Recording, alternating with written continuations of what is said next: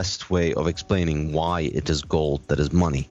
Some people think it is because it is scarce, but that's not entirely accurate because actually, there are other metals like platinum and palladium that are also pretty scarce, but they don't have a monetary role. They haven't been used as money, and they've not acquired a monetary role, and they don't look like they're likely to acquire a monetary role. And in fact, people tried to monetize platinum in Russia in the 1820s, and it failed, even though it's rare. And I think the reason why, the best way of understanding it, is because it's not about the rarity or the scarcity. It's the stock to flow, or effectively it's a ratio of the existing stockpile of all the production that is existing on the market right now that can be sold, the ratio of that to the production that comes out of the mines every year.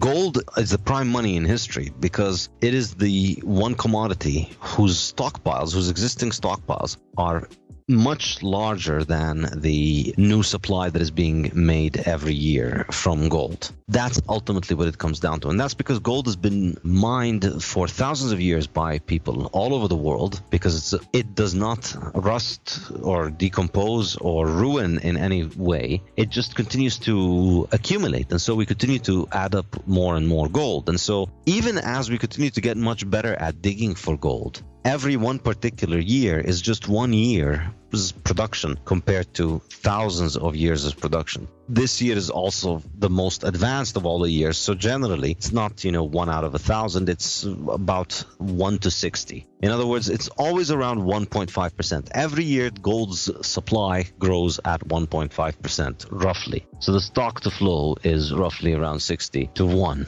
And that's really why gold was money. And that's why platinum can't be money, because platinum, even though it's rare, the stockpiles of platinum that we have accumulated have only been accumulated over a couple of centuries, and a couple of centuries in which platinum has had very little use in industry compared to gold's demand as money and for industry. So therefore, the entire production of platinum that we have is pretty small. And if somebody were to go and declare platinum as currency and start using it as money and start putting value in it, if 10% of the mining and capital that goes into gold would switch towards prioritizing the mining of platinum, then you're going to get a massive increase in the supply of platinum, and the price of platinum is going to come crashing down. Bitcoin finds another way of reaching a higher stock to flow than gold, and in a few years Bitcoin will overtake gold in its stock to flow. Right now the Bitcoin supply growth rate is about 4% or 25 to 1 stock to flow, but in a few years it'll drop or grow beyond gold's, and then eventually it reaches infinity. So I think this is ultimately what makes something a good money. In other words, the size of the liquidity on the market is large enough that whatever happens in the production of the new mines doesn't really affect the market much. That's what makes a good monetary medium. Gold was the best thing that we had, but with Bitcoin, it's going to be, I think, even better. How do you value it? In fact, the same problem is there for gold as well, because you could, of course, look at the cost of mining of gold or Bitcoin. I just went with the digital scarcity idea. Also, after reading Saifedean Ammous' book, The Bitcoin Standard, he has a whole chapter in there about stock to flow. And stock to flow is, of course, also known in the commodities world, gold, silver. So I use that as that stock to flow measure as a quantification of the scarcity, and then use that as an input in a valuation model. So maybe for the listeners who don't know, stock is the reserve, the amount of Bitcoin or the amount of gold that's above the ground, that is just there. And flow is the yearly production. And then you just divide the two. Bitcoin, you have 17 or almost 18 million Bitcoins right now, 750,000 per year are added. That number is rapidly declining, by the way. But if you divide those two, you get a stock to flow multiple of 27. And what I discovered was that the stock to flow number is correlated with the market value. So for example, the stock to flow of gold is 55 or something, and the market value is about 10 trillion US dollars. If you put all those stock to flow numbers of all the commodities out there and put them on the line, you get this straight line. It's actually a power law with a super high R squared, super high correlation. It's just amazing. So there's actually two models out there. So there's the cross-asset model, where it all started with gold and silver and etc. But there's also the time series model, where if you plot the stock to flow time series of Bitcoin of the last 10 years against the market cap, you can also see the correlation there and measure the correlation. And it's also really high, like 95%.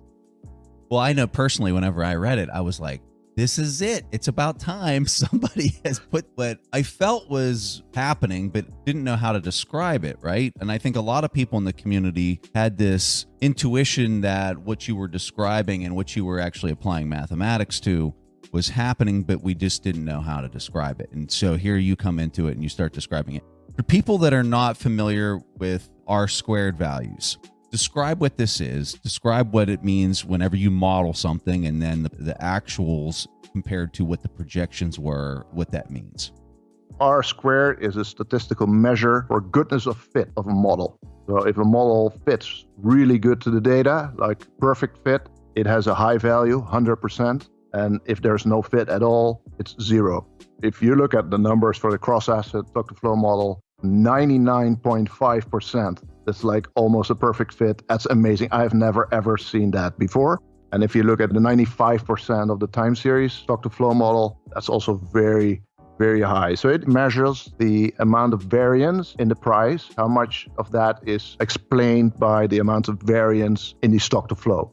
And in fact, it's not the most important measure. There are other measures, but it's a frequently used measure, so that's why I use it.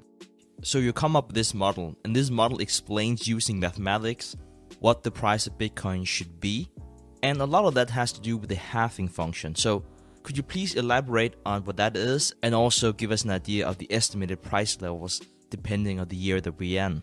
The halving is a very important thing because every 210,000 blocks, that's about 4 years, the subsidy that miners get when they mine a block is halved. From an investor's point of view, the supply is halved.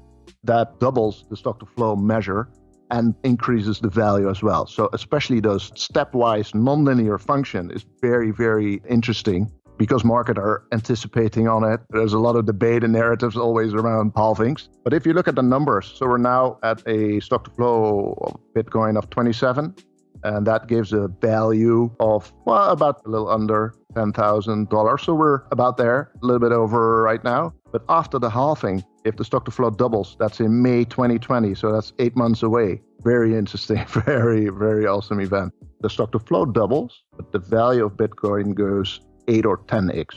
Somewhere between, let me give a rough range, somewhere between 50 and 100K. Starting somewhere after May next year. 4 years later, there's another halving. In 2024, the stock-to-flow will go to 100, something we as humans have never seen before. Spectacular moment in time. And the value that goes mathematically with an asset that has a stock-to-flow of 100 is somewhere between $400,000 and $1 million per Bitcoin.